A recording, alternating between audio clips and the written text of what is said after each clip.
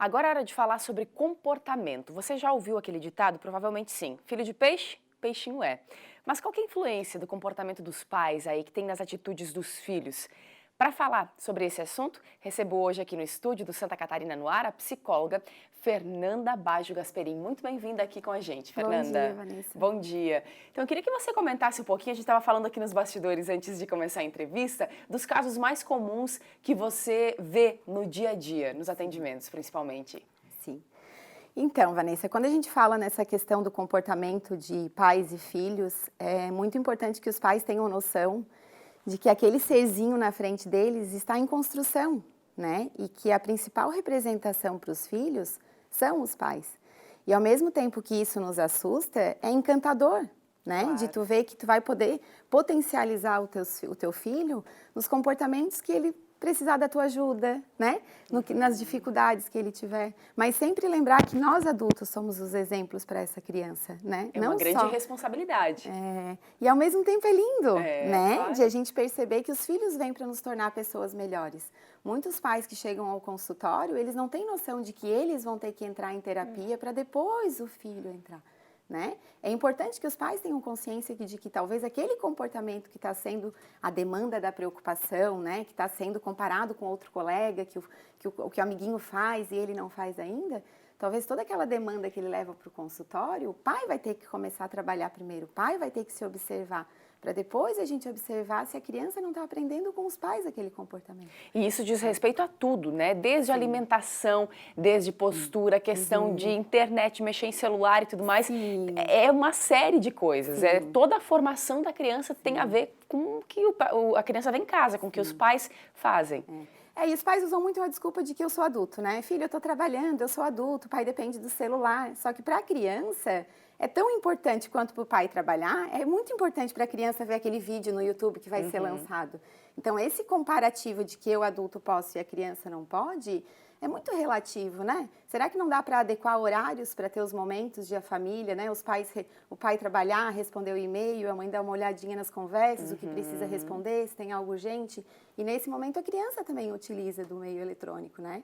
Mas é muito injusto do que exigir da criança algo que a gente não faz. Né? O nosso exemplo é primordial nesse momento, né? Certo, você falou antes da comparação, a gente estava comentando também que muitos pais falam, mas o fulano, o filho do fulano, ele já conta com 2 aninhos, já conta até 10, e cada criança tem o seu tempo, acho que isso é muito importante, né, Fernanda? A gente, muitas vezes, acho que provoca uma ansiedade nas crianças, né, os pais mesmo, ficam assustados porque, meu filho ainda não faz isso. Sim. Calma. Exato. Tudo tem seu tempo. E colocam uma dificuldade, né? Como se a criança tivesse dificuldade para aquilo ali, como se a criança não conseguisse, né? Não entende que a criança tem um tempo diferente do amiguinho.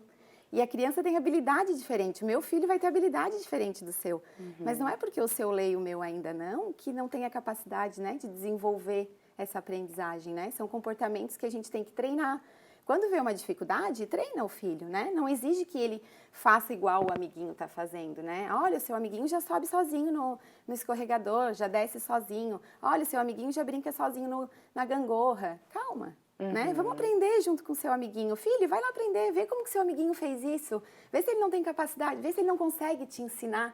Não, né? Colocar como se fosse uma disputa, né? Exato, e não comparar. Cada criança tem o seu tempo, cada criança vai se desenvolver conforme o ambiente onde ela está, né? As representações que ela tem. Então, a criança ela é um serzinho em construção que vai depender de todo o ambiente onde ela está inserida. E isso, muitos pais ainda não têm essa total noção, Fernanda? Como que é para esses pais? É difícil, mas ao mesmo tempo eu me encanto muito com o meu trabalho, porque os filhos não vêm com manual, né? Cada criança tem as suas especificidades. E isso a gente tenta mostrar para os pais, né? Vamos conhecer o teu filho. Vamos junto estudar ele, vamos ver quais são as dificuldades dele. Será que não são as mesmas dificuldades que as tuas? Então, o filho ele vem para nos tornar a pessoa melhor. Se a gente ter essa noção e se a gente ter essa afirmação dentro de nós, a gente sempre vai entender que aquilo ali é algo para a gente também melhorar. Né? Será que a gente exige tanta paciência dos nossos filhos, mas será que a gente tem paciência com eles? Será que quando a gente chega em casa a gente consegue perceber como que a gente voltou do trabalho para a gente poder ter um ambiente familiar harmonioso? Né? Isso é do nosso papel de adulto, né? A criança ela está em formação, em construção. Então, se nós não perceber o estado que a gente chega em casa para receber nossos filhos, né?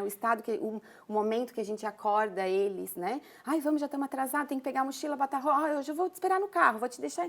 Então, toda essa agitação, todo esse movimento faz com que a criança também aprenda isso, né? E daí, quando a gente quer que a criança tenha paciência, que a criança espere, já fica mais complicado, não porque o nosso assim. exemplo não está sendo ensinado. Né? E em relação à alimentação, à comida, que a gente fala bastante também de hábitos saudáveis, né? A questão de saúde. E para essas crianças, acho que tem que começar ali. Se você não moldar, não ensinar as coisas boas, né, em relação a tudo e ainda mais a alimentação também, a criança vai crescer achando que pode tudo, tá livre, tudo tá livre. Não é assim. E a alimentação vem muito do exemplo, né? Novamente o exemplo Mais uma entra vez. em ação, né? A criança, para aprender um comportamento, ela tem que ter um exemplo. Não dá pra gente exigir de, filho, come um tomate, olha que lindo que é. Muitas vezes eu falo para as mães, né? Conversem com o nutricionista, pedem orientação técnica, mas observem o modelo de vocês. Não adianta ir numa nutricionista se vocês, enquanto pais, não têm um prato colorido, não adianta exigir da criança algo que vocês não fazem.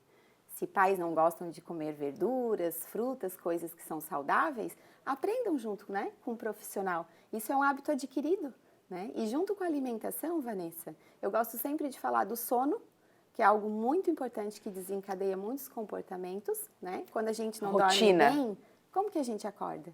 Né? E às vezes a criança vai para a escola e começa a ter reflexos de agressividade, falta de paciência. Mas pensem nós adultos, quando a gente não dorme bem, como que a gente acorda de manhã? Então, o sono é primordial para o desenvolvimento, alimentação, né? A questão da atividade física. Essas crianças precisam gastar energia, né? Por que antigamente não tinha tantos, né, comportamentos que hoje aparecem com tanta frequência, né? A gente precisa fazer com que essas crianças gastem energia, explorem. Era mais livre, digamos assim, né? Ao ar livre. Hoje em dia, claro, tem a questão de apartamento também, sim. A rotina tá mais corrida, mas esses momentos em família, parque no fim de semana, uma passeadinha também durante o dia mesmo, quando o pai chegar em casa, a mãe, dá uma voltinha. Casa, isso, né, em Vanessa? casa mesmo. Eu escuto muita desculpa. Fernanda, a gente mora em apartamento, é difícil. Todo apartamento tem escada. Brinquem de esconder na escada com seus filhos para ver que aventura legal que vai ser. Bem criativo. Sobem um dia disputando corrida, vamos ver quem chega primeiro. Nem que seja do primeiro para o segundo andar, né? Ou eu moro no 8º, então para no 6º, vai até o 8º. A criança vai chegar mais cansada em casa, já vai ter um baixo de energia, né? Então, dá para usar a criatividade, né? Muito mais do que as desculpas. E hoje tem profissionais para ajudar nisso, né, Vanessa? Então, a desculpa de que é difícil educar um filho, isso às vezes até é um peso que a gente coloca para a criança, né? Não é difícil educar. Exige paciência, exige atenção, mas exige muito afeto, amor, carinho e dedicação. Muito bem, boa reflexão para essa sexta. Muito obrigada pela participação, Obrigada Fernanda. pela oportunidade. Bom dia para você, bom fim de semana. Obrigada, igualmente.